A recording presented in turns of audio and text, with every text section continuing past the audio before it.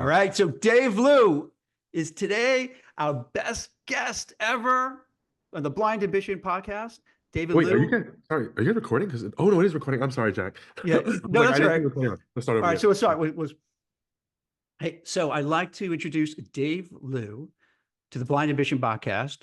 He is I'm just getting to know him, but this guy, you got to know him. He is a smart person, accomplished, and one of these people who like gets people to work with and improve themselves and enhance their careers. So maybe Dave, you could tell a little bit about yourself and how you got started because you worked at like the top tech companies and then now doing venture capital. So maybe you could walk through how this all started. Yeah, sure. Thanks for having me on, Jack. Um, well, I mean, I grew up a child of immigrants from Taiwan and in Princeton, New Jersey, and basically went the path that was expected of me to go, go get into top college, go into Ivy League school, go Mhm. work at a big name company, and so I did that. I did that to, satisfy and honor my parents, and I ended up working in consulting for a year before joining Yahoo in my 20s. Joined Sony after that, and then went to Stanford for business school, worked at Apple and eBay, and realized I didn't want to work for big corporate anymore. So I joined a startup, and that startup got acquired by another big corporate, Cisco. And I decided I wanted to start my own company. So, I've been gone down the kind of very safe, as some would say, career path of meeting my parents' expectations, getting that resume built up, and kind of building that security that they wanted for me to have. And going through those hoops, I realized at the other end there wasn't there wasn't the satisfaction that I had hoped for. I think every time I had jumped through one of those hoops, I thought on the other end there would be, you know, I would just be really happy with my job, my life, and everything else. But it wasn't as fulfilling as I thought it would be. And then it would just be, okay, well, let's go for the next hoop, and maybe that'll be it. And it never really was until I found my own way, started my own companies, um, kind of built my own identity and figured out what I wanted to do. And that led me to becoming more of an advocate and, supporting my community, and then building up a venture capital fund, Hyphen Capital, which invests in Asian American founders. And kind of a roundabout way, it took me a few decades to get there, but here I am. I really appreciate you being open and sharing it. Is that because I see this in different cultures where your parents really try to say, with the best of intentions, but sometimes it doesn't work out well, where they want you to do certain things. Is that kind of a thing that you and your, friends and others were like battling against? Like, hey, we don't want to be an orthodontist. We don't want to be a Yeah, podiatrist. We want yeah. to do something cool and build something great. Yeah. No, I mean, I've written about this before, and it's not just the Asian immigrant Hmm. community. I think the Jewish community, Hmm. like I know people from Africa, Eastern Europe, Hmm. they've all come over, and I think it's a mentality of scarcity mindset when you come over with very little and you don't know anyone and you don't have, the security that some people have. There's not generational wealth behind you. You're coming here with nothing, and trying to build a life in this country. I think that is just kind of this it carries on, this precarity and this fear that you might lose whatever it is you have. And I think a lot of our parents who came over here, they didn't want us to feel that way. They gave up everything so that we would have Hmm. safety and security that they did not have. Worrying about, paychecks, or worrying about kind of, being able to afford the rent or the mortgage and whatnot. And so I think that mindset is passed on to us just out of love, but it also is out of fear. And so we grow up with a lot of that anxiety in ourselves and thinking, well, I want to, one, honor and respect my parents. And in Asian culture specifically, Hmm. in Confucian cultures, filial piety is a culture is very important. And also in Asia, the culture is very much about testing. And so there's only one top school in these East Asian countries, and you have to get the top score. It's all tested. And if you don't get in the top school, get the best score to get in the top school, your life may not turn out so great. And so In the States, it's not like that. There are plenty of schools, there are plenty of paths to success, but I think in their mind, that's the only way to be safe and successful. And so I think they drive that into us as well to make sure that we get all the names on the resume so that we can't someone people can't take that away from us if we do that. So it builds a very conservative mindset for us to not take risks, to be afraid of being bold, to be, go with a safe option. Um, it's funny because many friends who become doctors because their parents drilled into them that they should become doctors. That'll make them parents happy. Mhm. They're the most unhappy of all because they never made a choice. Like it was basically you're pre-med, you go to med school, you go to residency, you become that specialty after your fellowship, and then that's who you are for the rest of your life. And so many of them have a lot of regrets because they don't want to be that, but they're stuck in that now. So, but it is, they're doing fine financially, but I think a lot of them feel kind of an emptiness inside. I see this all the time because I've run a recruiting firm for like up to 30 years. And so often people take jobs because of the parental pressure, the society pressure, and they're miserable. Like they'll be pushed to be a lawyer. And then, Yep. 10 years in, they're like, I hate it. Or I don't, my statistics could be wrong on this, but I recall with dentists, they have one of the highest suicide rates. So, Mhm. you go to dentist, you think, what else is safer than being a dentist? You always need a dentist. But then I guess year after year, you're like, I can't take this anymore. Yeah. So it's hard to break out, I guess, right? Like if you have your parents well-meaning, trying to put you on the right path, but you're like, I don't want to be on this path, really. I want to be a different path. Yeah. It has to be a little challenging and tough to break away, right? Yeah, and I think it's scary too, because if they were always there making Mm, sure you made the right steps and took the right steps, mm. you were never encouraged to fail. And if you don't embrace failure, you can't take risks. You're afraid of failure, so you try to veer away from it in every way you can. So a lot of these folks, even if they wanted to, they're incapable because they grew up making sure they don't make any mistakes. Everything had to be perfect. And so I think that perfectionism Wow. often hurts a lot of people in terms of what they're willing to do for themselves because they just can't make any mistakes. That's so much pressure to live under, right? Yeah, I mean, I think that's the thing. Like, I think if you, and it's not that the parents meant any harm by it, Mhm. but it's also they didn't have a safety net to fall back on if you did make a mistake. You have to be, you know, it's like walking on eggshells for everything. And so I think a lot of that it takes away the boldness and the audacity to believe in yourself, um, because when you were tracked your whole life, it's very different than thinking, oh, if I go off this beaten path, where will it take me? I have no idea. You're going into the abyss and you have no idea. But um, I learned quickly when I started my first company. I wrote an essay about this about Indiana Jones and Temple Mhm. of Doom. And Indy stepped off onto that footbridge. Oh no, it was Last Crusade. Yeah. He stepped off onto that footbridge to get the Holy Grail. There was nothing, like he saw nothing. It was just a black hole, and he had to believe that there was something there to catch him and that there would be a path there. That's what happened when I started my first company. I realized that all the people that I had built relationships with in the past, who were friends I've gone to school with or worked with, they were all there to support me, become angel investors, to give me introductions.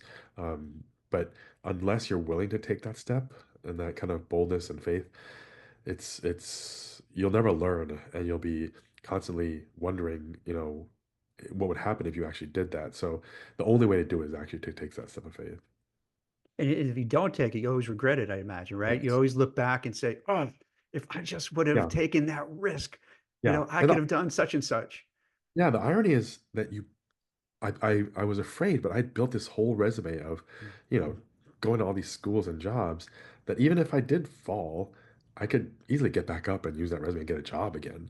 It's not like it's the end of the world. I think it's really hard for us to look at what we already have and think, oh, I could lose it all. Like, you're really not going to lose it all. Like, you built that up for a reason. So I kept telling myself, I was at eBay and I quit after 4 months because I was like, I hate this place. It was just so much politics and I didn't Yeah. think I was just another cog. I was reminded of Yeah. that.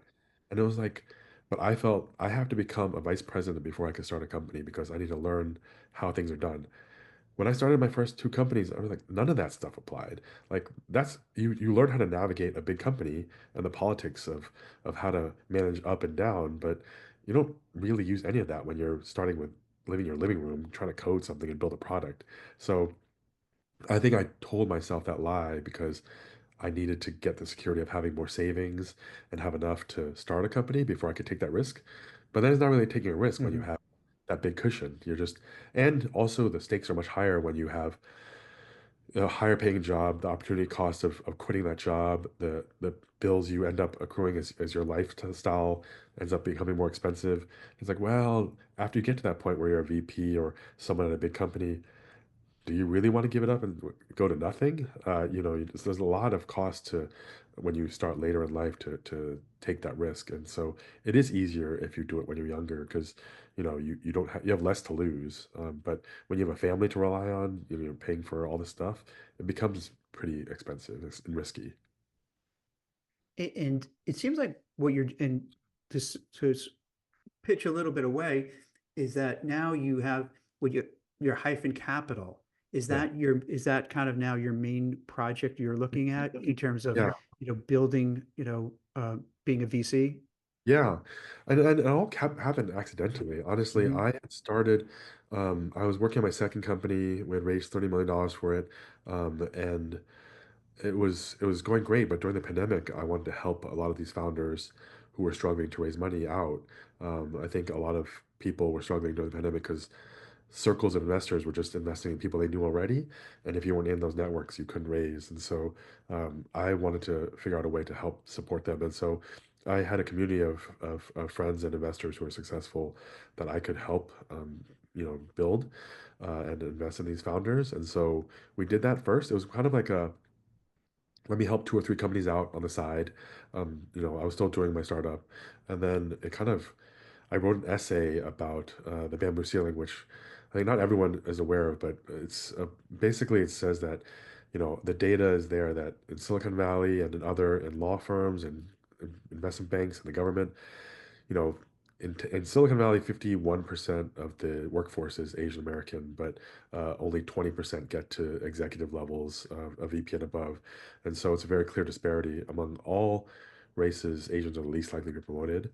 And so I wanted to encourage folks to build their own companies and start their own companies. And so I thought, hey, let me help two or three companies out. This essay got shared. It was supposed to be for this group. I started a community of founders, but it was shared publicly, and basically it forced my hand to lean into that. And in a lot of ways, I was afraid to because, again, that fear mentality of what will people think? What are the repercussions of saying something like this? But, I was able to be very vocal about, after George Floyd, about Black Lives Matter. Um, so like, why couldn't I speak up for my own community? And so that's what I did. And the response was fantastic. And we ended up getting 1,000 people who wanted to invest in these companies, and we ended up investing $30 million in 90 plus Asian American founded companies through the syndicate. And that's kind of how I mean, a friend shared my essay publicly, and that's kind of what made me kind of lean into this. And then Mm. I started the fund after doing this. And I think it's kind of a career arc of I've been through a lot of this. I've started two companies. I want to be able to, I was able to mentor a lot of these founders on the blocking and tackling, but overall fundraising strategy, other things. And I thought, you know what? As I get older, this is kind of, I think, where I want to be. And that's right why I write the essays I do. I think it helps me scale my mentorship beyond just the conversations I have in person or on Zoom. And a lot of the ideas and things I talk about with these founders, um, they apply to so many other people. So that's why I started writing a lot more. But yeah, that's how I kind of inadvertently ended up in venture. I didn't know that this was where I was going to go. And honestly, I would have joined a venture fund before starting my own. Um, but it kind of happened organically. And I think that's what happens if you pursue your passions. These things happen on their own. And so it was not something I could have predicted, but I'm very happy. So it seems that, you're looking at yourself and your peers, and you're not really piercing through the bamboo ceiling, as you're mentioning, and and instead of saying, oh, too bad, say, Yeah, F it, we're going to do something on our own, yeah, and we're yeah, going to make something happen. And yeah. then that's where you started saying, hey, let's look into, being a VC and raising money, and let's do it for ourselves. All right, if Yeah. we can't go through it, we can't pierce through it, or for Build whatever our own reason, houses. Build our own houses. Yeah. let's do it ourselves, man. Let's Yep. make it happen, which is Yeah. a really good thing to do and a really positive thing. And it looks like it's really growing dramatically, right? Yeah. I mean, I think that's the thing. I think when you're raised in a place where you're not supposed to make mistakes or you're afraid of Hmm. failing, you tend to always feel like you have to ask permission, or you always have to, um, ask permission, but also that someone else is going to make the decision for you. Hmm. And so that's something I realized like I don't want to do anymore. And that's how you do it. Like you start your own company, you start your own VC fund, you produce your own movies, you do whatever you feel like you want to do. But far too often when you're afraid, you often look to someone else for validation or acknowledgement. And that's how Hmm. a lot of us grew up. Looking to our parents, looking to our teachers, looking to our peers for validation. And when you keep doing that and you don't actually find your own way, um, you can be disappointed with in a lot of ways. And also, you're not going to live the life you want for yourself. End up living your life for someone else. Now, how is it going now? Are you still raising money? You have Yeah, different funds, or how? Maybe yeah, you share with the audience what they're doing because they sure. might be interested in the companies Yeah. that you're working on. Yeah, I mean, I'm raising fund one now. Hmm. I'm raising a $20 million fund to focus on early stage, pre-seed, seed startups. Um, I'm over half the way there. I just started this year, but I've already invested in 8 companies. It's been really exciting, and I think this is my way of giving back to the community. Also, I think it's when you can overlap there's this Japanese concept of ikigai, which I've been reading about, and it's when you can overlap kind of your skills, your strengths, your passions, and what makes you happy.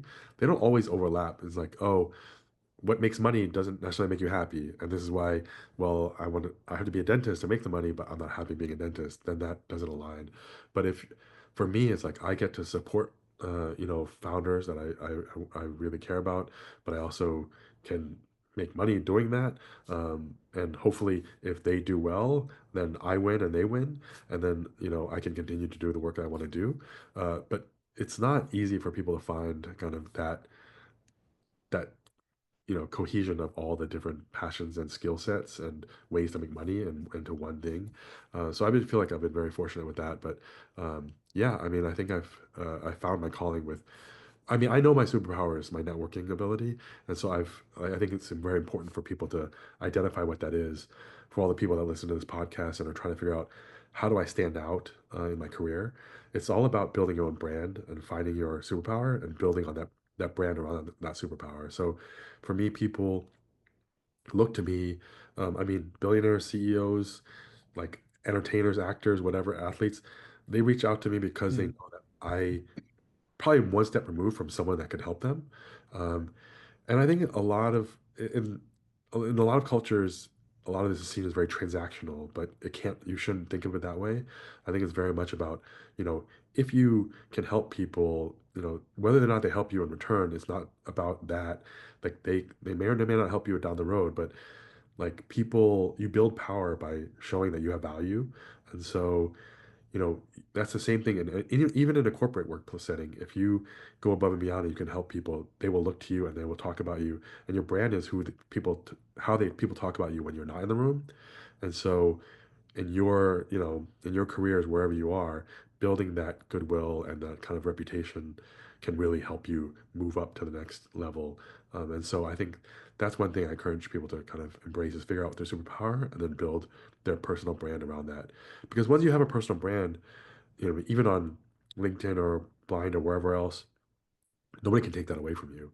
Um, I mean, unless you do something really stupid and get canceled, that's your own fault. But if you can avoid, getting in trouble, you want to build that up, and people know exactly what you stand for and why to reach out to you. So for me, I built that brand. I've become a very strong advocate, in the community for Asian Americans, uh, publicly speaking, openly speaking about these things. I did not mean to become an activist, but kind of stumbled into it when I wrote the Wall Street Journal open letter condemning Asian hate crimes that were happening during the pandemic. Um, but that kind of it galvanized the community around that, being able to speak up from a community that normally is not supposed to speak up or doesn't feel like they have the right to speak up because they've been taught to keep their heads down and avoid attention, and the nail that sticks out is the first to get hammered down.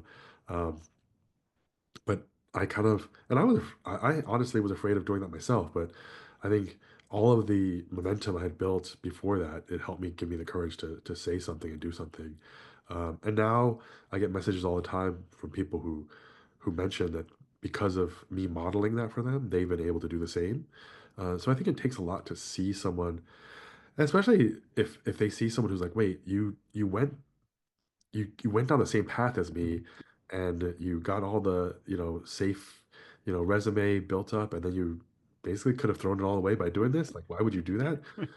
But if you can model it and show others that there's no cliff on the other side, like, it's actually okay, it's gonna be okay. That's what gives people the courage to do that. And so, I mean, that's why I produced the documentary on Jeremy Lin and the 38th Garden, HBO documentary, because people hadn't seen that before, and now kids are believing themselves that little Asian boys and girls are thinking, hey, I could actually play in the NBA, but they haven't seen that before. Like, unless you were 7'7" like Yao Ming from China, went through that, you couldn't get there. But you know Jeremy's story is very inspiring to a lot of people, and so that's kind of what I want to do with my whatever, however many years I have left on this planet. I want to be able to do that as well to inspire others. That's amazing.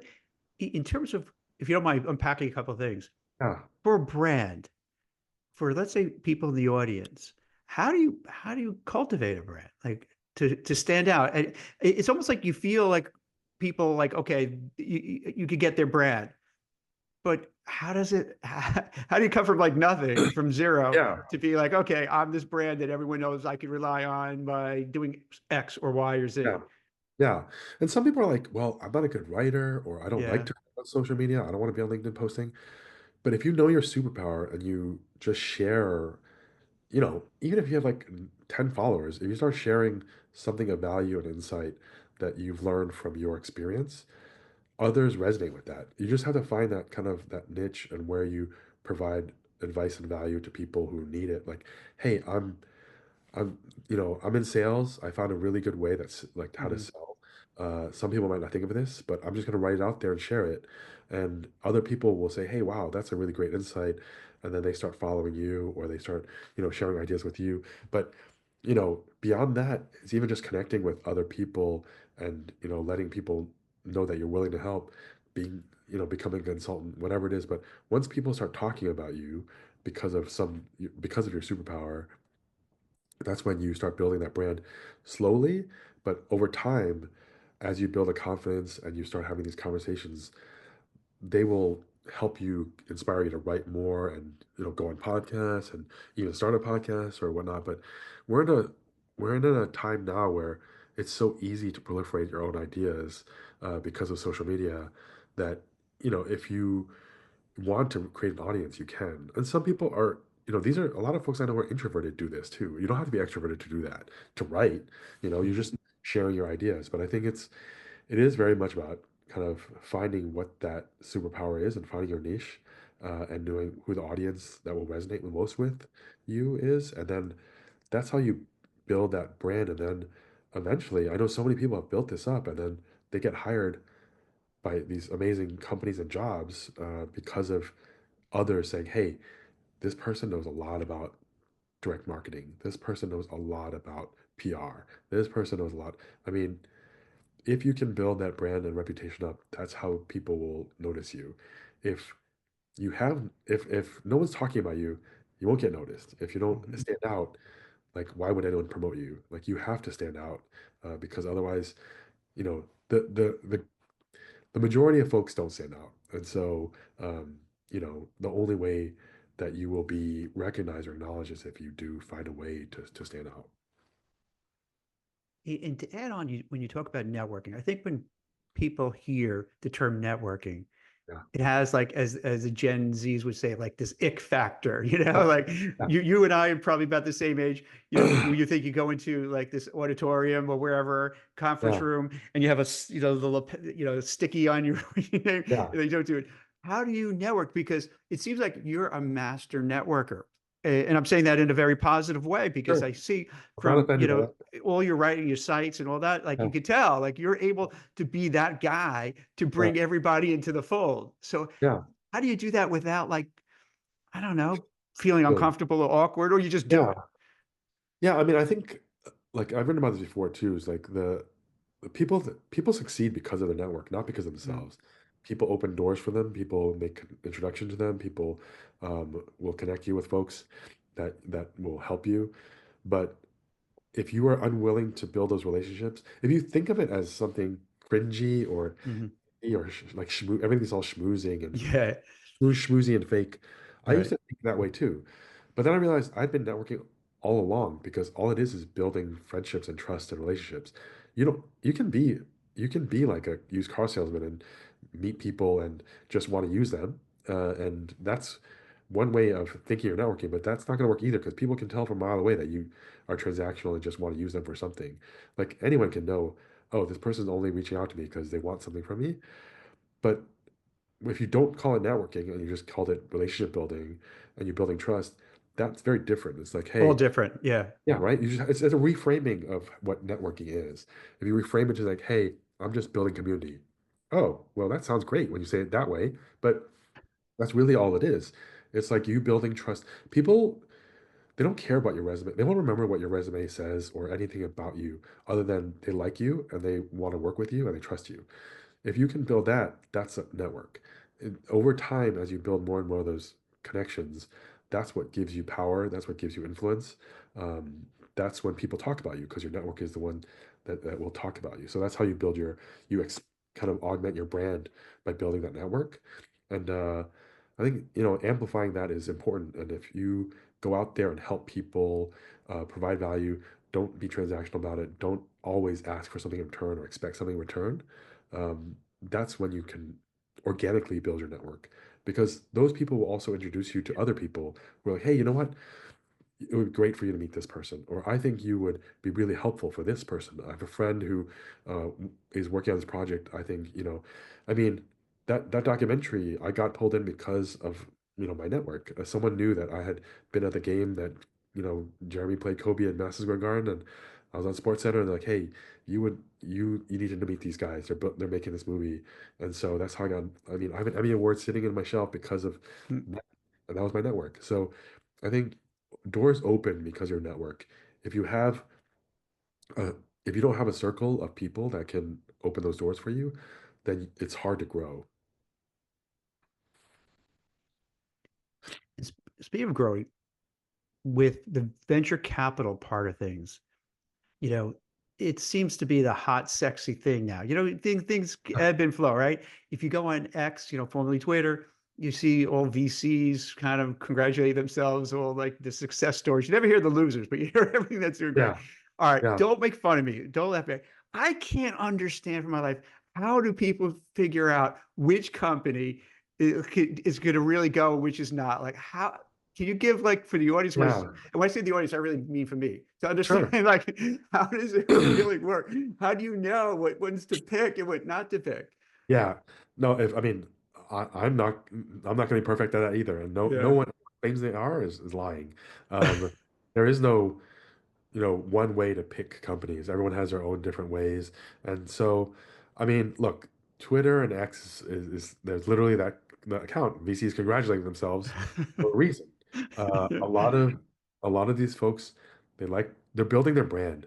Right. They're all out there building their brand. They're trying to they want to be important. They want to be recognized. So they say lots of stuff out there. they act like experts on everything. During Yeah. COVID, they act like experts on vaccines or on infectious diseases. During elections, they suddenly become political analysts. Yes. These are people who like to their job is to Right. experts or pretend to be experts in everything. And sometimes that goes overboard online, and then they come across that way. But uh, that's there is no right way to invest. I think anyone knows that most companies fail. 90% of like 9 out of 10 companies will fail. But if you can get that one, you're it's mostly luck because you can de-risk your investment by saying, hey, these founders have the right background. This space or this TAM is big enough that it could grow into a company that could be huge. Um, this technology is very defensible. It's very special and unique. Hmm. Uh, there's legislative changes and opportunities that have opened up the door for something like this. Like or technology changes like GPS in the phone opened up things for delivery and all Uber and whatnot. But you can never tell because things can go off the rails. The founders could end up, getting, divorced and separated and they don't like each other anymore and things fall apart. But you can't guarantee success in any of these things. Um, it's very much a crapshoot. You can kind of de-risk it with as much as you can by maybe, some of the factors, but there's no guarantee. And so again, I got off X, I still call it Twitter for mental health reasons. Hmm. But I think a lot of folks on there like to hear themselves speak, and it's the kind of the culture we're in now. It is the downside of building your own brand is everyone's trying to build their own brand, and so you hear a lot of people just pontificating on lots of stuff that they may or may not know much about. But if I think one of the rules of power that Professor Jeffrey Pfeffer writes, a GSP professor of mine, is that the more airtime you have, the more you speak and talk, the more power you appear to have. So a lot of these folks like they talk a lot because they want to appear powerful. Whether or not they're full of crap is a totally different thing, but they like to hear themselves speak and they think that it gives them credibility. So So you have that group, and then you have the other group that's kind of head down, yeah, working, just figuring it out. Because I was writing about the Y Combinator, different cohorts, and you see so many interesting companies, but like how it's to me as a layman, uh, is this going to be good, not good? Because this one sounds interesting, but like, how yeah, can this scale? Can yeah. you go somewhere? You know, is it an art to it? Is it like something you just have it in you that people could divine and say, oh, I just Yeah, have that touch, or it's just a numbers game that you feed, seed a lot of different companies yeah, or startups, and hopefully 1 out of 10 work or 1 out of 20 work, and you hit those big home runs. yeah. I don't know that it's an art or a science. There have been Yeah. books written about it, but Yeah. I think it is. There are things you can do to help, especially if you Hmm. know a lot of investors in the later rounds and growth rounds that can help you fund your companies. Again, it's your network. It's who that can help you get there. There are companies that are very good that don't survive because they don't have the right network to get, Hmm. or their investors don't know the right people to introduce their companies to. Um, in some, it's also market timing. It's like how like the past couple of years has been horrible for venture raising venture because there's been no IPOs and everything's dried up. But there's a lot of factors um, that come into play that are out of even the founder's control, the investor's control. So I think it's anyone who tells you there's a science to it, they can't control like how the environment or the market works, or pandemics or anything else. There's just so many factors. So I think you, Jack, would be just as good as investor as uh, Just and a lot of it is access to capital. It's like if yeah. you could raise $10 million, $20 million and invest it, I don't know, you might have a decent hit rate yourself because Hmm. you look at Harry Stebbings, and he started podcasts and he started interviewing all these VCs and now he's a VC. But invested in he built a brand for himself. He talked to founders. He was intelligent. And so the other reason people talk a lot about on Twitter and other places is that they're trying to get deal flow. So they want people to know of them. If they don't know Mm. you. I mean, I write a lot also on because I know that like founders will come find me if I'm very active.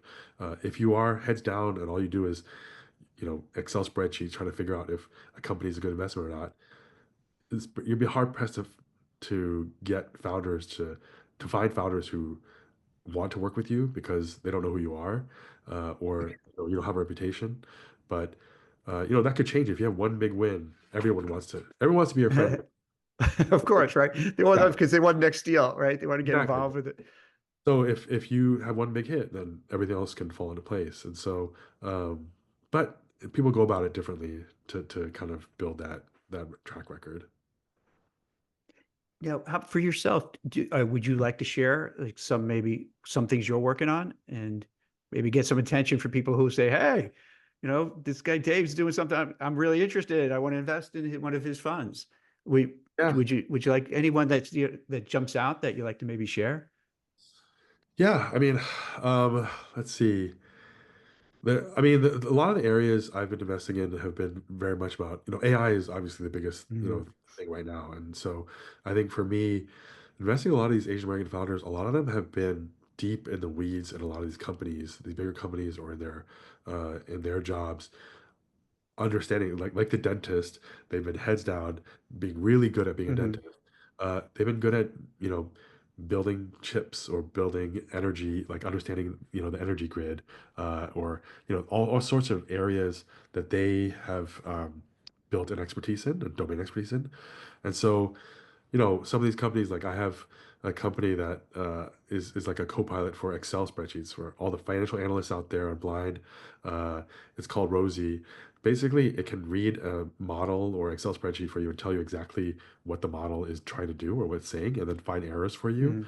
But it can make you that much more efficient. And so I think it gives you superpowers as a financial analyst to look at a giant spreadsheet and figure out that someone Mhm. gave it to you to break down how it works. So if you're an investment banker or consultant or anything else, they've built a way that you can actually analyze entire spreadsheets to understand what's going on and also help you write formulas. So I think a lot of the things that we're seeing today is augmenting skills that people have to make their jobs easier, but also other areas I'm investing in. There are areas that are kind of outdated technologies that AI can now allow people to actually modernize.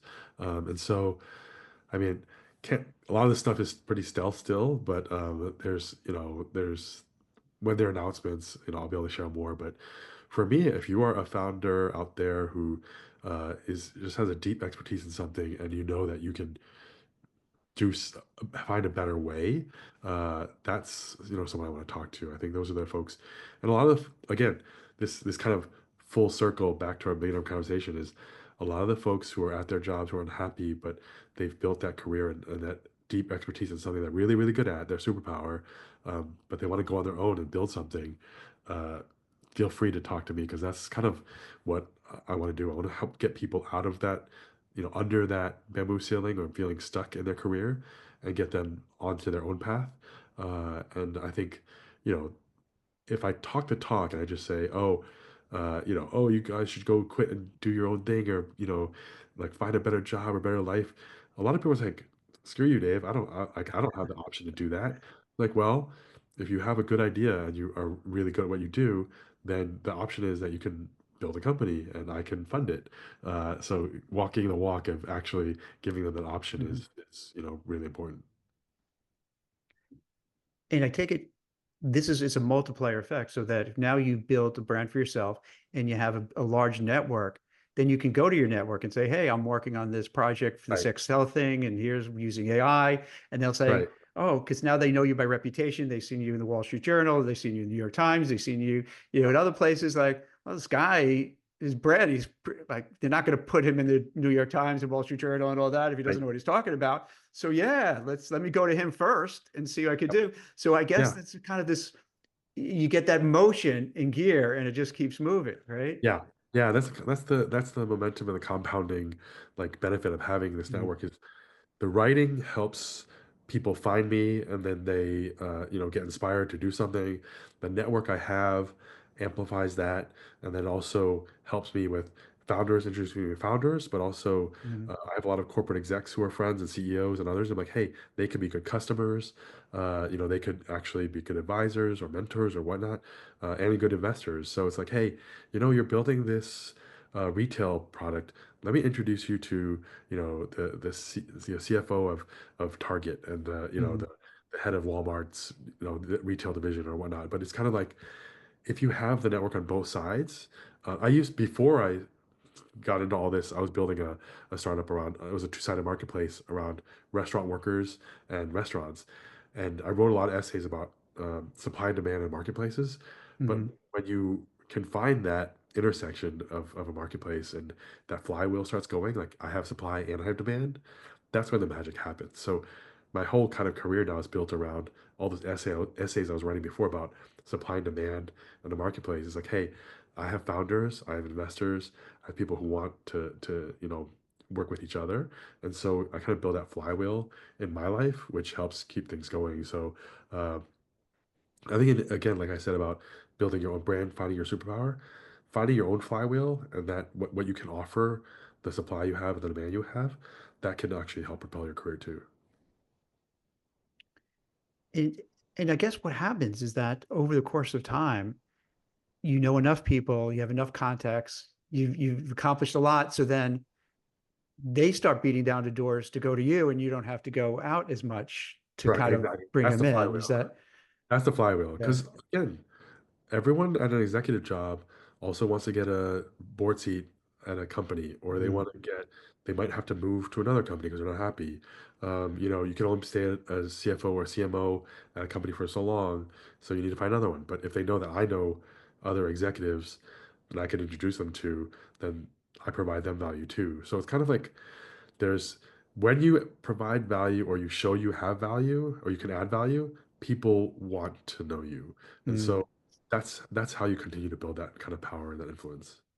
Now this might be like really low end here, but is it also do you nurture these folks in terms of like, hey, let's go out for a cup of coffee, let's go out for a drink, let's Totally. have this meetup? Is that also part of it too, to just make sure that you're always 100%. you're not schmoozing, but you really generally like these people, so you want to meet with them and you want to have Yes. coffee with them and you want to have a drink with them. Is that Yeah. part of it too, just to push yourself? Because a lot of people, I don't know about you, a lot of people I've seen after COVID, they've like lost Yeah. lots of ties, and then they're Yeah. too shy to go back and meet people, and now they're Yeah. just alone and they don't have that flywheel at all. They have nothing now. Yeah. So is Yeah. that something to do too? Just, hey, let's go for a drink, go for a coffee, let's go to this. Yeah, I mean that's how you build trust and Yeah, friendships, right? You have to yeah. actually be with them, and you can also, even if you want to stay at home and do Zoom calls with them, just even catching up with them, picking up a phone, Mm, now picking up a Zoom, that says a lot too. Texting with them, but even today I'm having coffee with my friend Jenny Ming. She started Old Navy, and she's like the CEO of Rothy's and on the board of Kaiser and on Levi's board, and you know I get to see her every so often, but it was like a hey, the holidays are busy, but let's try to find time for coffee. But you have to be proactive about that. You can't just, mhm. these out of sight, out of mind. People are busy, especially important people are very busy. Um, but the more you kind of nurture these relationships, the more you'll get out of them. And again, like I said, I have no agenda with, Jenny. I have no agenda with these meetings. It's like it's kind of a maintenance of friendships. It's like you have to do that if you want to maintain. It's different than your high school friends who you've known forever and you can reconnect with like 10 years and you're just like old. Mhm. A lot of these friends, you have to maintain and nurture because people are very busy and they have their own lives. So you have to keep it up. So you're right. It is something that it takes effort on your part too. Well, this is great. I really appreciate you taking the time out, and I think this opens up, a lot to people who may or may not understand, certain cultures and what's happening, but then also talking about, superpowers, networking, branding. These are things people could watch this, listen to it, and just put into play today. You know what I Yeah, mean? They can walk exactly. away because you're a very positive guy. You're a very upbeat person. So I could see people just saying, hey, you know what? I could do this. Especially, I like how you say you don't need anyone's permission to do it. Just freaking Yeah, do it. If you're exactly. really hungry and you want to do, such and such, just go for it. Do it. Right. Exactly. So I Yep. think I think you gave some really great, advice and guidance to people who particularly these days, and it's so hard, man. It's so hard to get a job for people. It's so Yeah. hard to keep your job. So they need all the help they can get. So I really do appreciate all your smart advice. So No, thank you. thanks for having me, Jack. Appreciate it. Excellent. Thanks.